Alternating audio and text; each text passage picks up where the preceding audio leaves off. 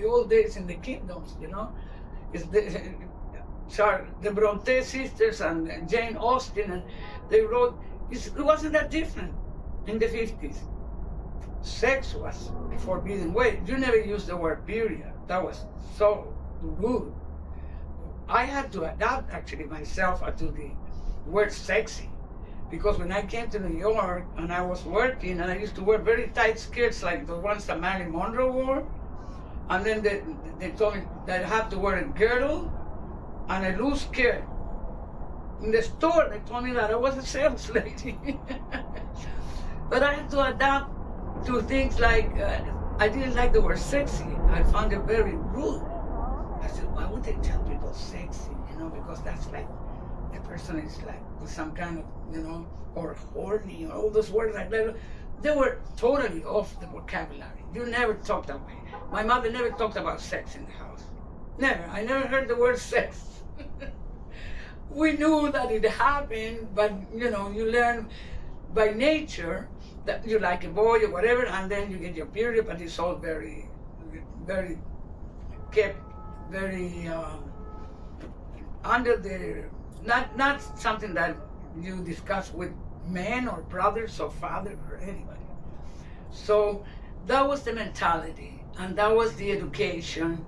And then many women suffered. They fell in love with married men or divorcees. You had to marry by the church. If you didn't marry the church, you were not married. So all those things made all these women migrate. My elder sister, she wasn't interested in marriage at all. She was always a trooper. Like, she had ideas that she was going to do. Her tremendous character. She had all these suitors she could have picked and dropped, because she was the kind, she had the looks that everybody loved in Chile. I remembered like Ginger Rogers. Remember Ginger Rogers and Fred Astaire? That was my sister. Juanita, the little girl there.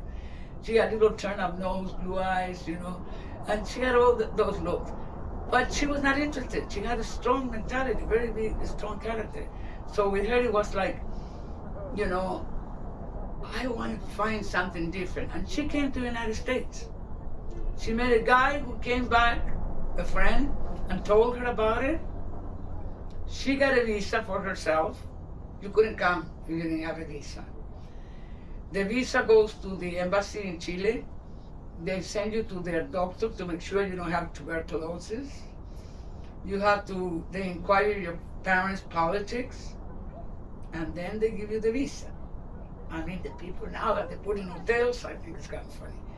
Well, anyway, it was very strict to immigrate, but Chile had a huge quota because nobody from Chile came here. So my sister got the visa immediately, and then she worked for a family, and she did something marvelous to a very wealthy family that had 2 children with Down syndrome. And this family, when my sister went to work with them, the little children were like in hiding, and nobody did much for them aside from feeding them. They were like embarrassed of the children. And my sister, when she met the children, she treated them like they were healthy babies. So she put little bows and beautiful dresses, and she made them beautiful. And the parents were so grateful because they couldn't believe.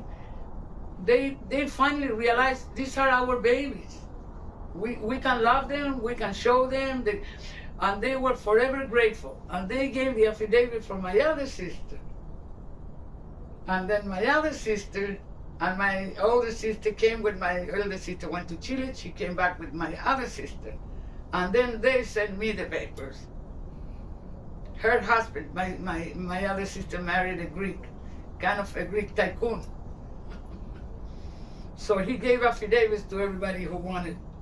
He was in a very good place. And that's how I ended up coming, and then we sent an affidavit for my husband. And that's how we all ended up here in the 50s, late 50s. But there were very few Chileans here. There was mostly diplomats and ladies for romantic reasons. We should call that the movie. Ladies for romantic. Diplomats and ladies with romantic reasons.